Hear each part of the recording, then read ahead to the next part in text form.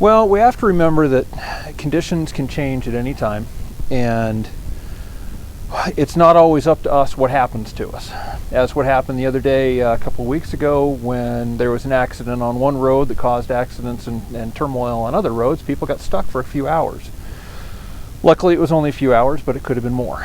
And oftentimes around here, we'll find ourselves in some sticky situations or find someone else in sticky situations, and we should always be prepared to deal with whatever comes up, at least at a minimal level, so that we can at least survive until someone can come help us. So we try to keep things in our cars to be ready to go for whatever happens. And some of that has to do with our own personal safety, the people who we may be carrying, like our families, and also for the other people around us who we might come across. Might be a neighbor or someone we never know, stuck in a snowbank. How are we going to help them? So I'm going to go through a few things that we have in the car. The first thing is sunglasses. Snow blindness, not good. So first thing we'll see here is some of the vehicle equipment that we have. Always keep a tow strap, because you might not know if anyone else is going to have one or not. Very handy. Jumper cables, just when you're sitting out there and if you have to run your car for a while, you might need to be jumped afterwards. This goes with the tow strap, but a lot of cars don't have real good attachment points, so having one of these things for about $15 is pretty handy. Good point. Always have your snow brush, ice scrape, because sometimes when you're driving down the road, your defrost can't keep up with how hard things are coming down and the temperatures, so you gotta keep things clear. There happens to be a shovel in here. The shovel's more important for the winter time than the axe is for the summer. Yeah. We also keep a few handy tools, just little things, nothing major, but things tighten down whatever happens. Pair of pliers, those sorts of things. Now,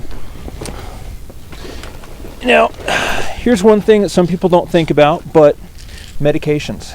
Make sure you've got a couple things for your family. Spare food, spare batteries for whatever you've got around, personal hygiene. Here's where we get some interesting stuff.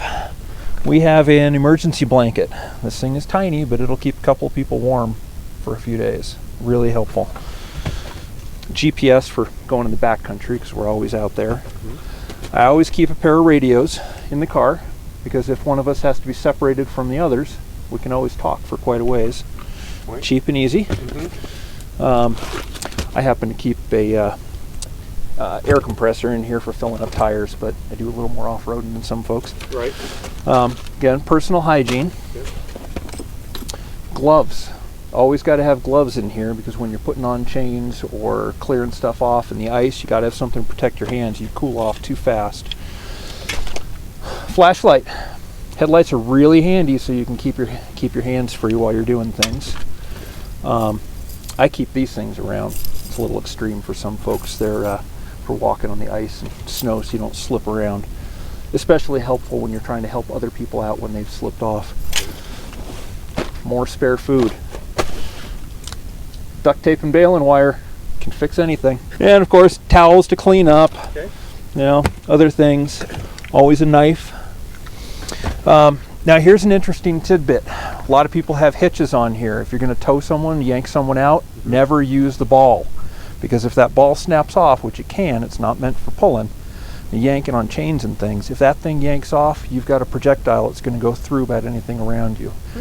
Best bet, if you don't have any other choice, Okay. put the tow strap into your hitch and just use the pin. Safer than the ball. For the average traveler, I would prepare for overnight, for a 24-hour period.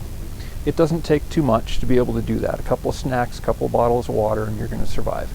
For a home kit, you always think about the 72-hour kit. And I think the further out you are in the backcountry, or the further up in the mountains you are, the bigger your kit should be. In most cases, your safest bet is to stay with your vehicle. And if you have the ability to make some sort of signal to people passing by, do it.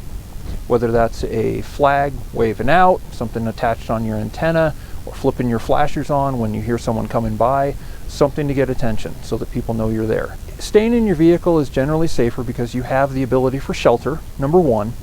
And if you were on a road somewhere, chances are someone else is going to be on that road and be able to see you.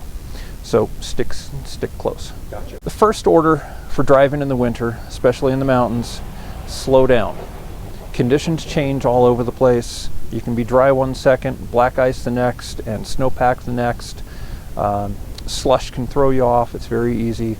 Four-wheel drive will not save you. All-wheel drive will not save you. It will help you keep control, but it won't save you. Have good tires. And something to keep in mind is that as we get more and more snow around here, the plow drivers have to push it off further and further off the road so we have enough space for the next snow event. And something to be considerate of is number one, don't leave your car in the middle of the road or on the side where the plows aren't going to be able to plow through or drive past. Stay back from them so you don't get shattered windshields, because they're almost always dropping something out the rear. And when they push it off the sides, there's a lot of places where the bar ditches get covered over by the snow and you can't see that. Try and stay where you know the road is and don't go off the edge, because you can find yourself into a very soft situation and going over sideways or being stuck very quickly. Along with your food, always carry water.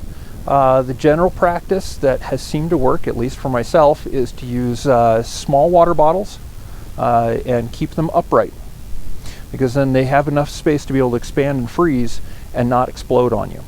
And if you're stuck for a long time, you can't run your car completely, so got to have some extra stuff.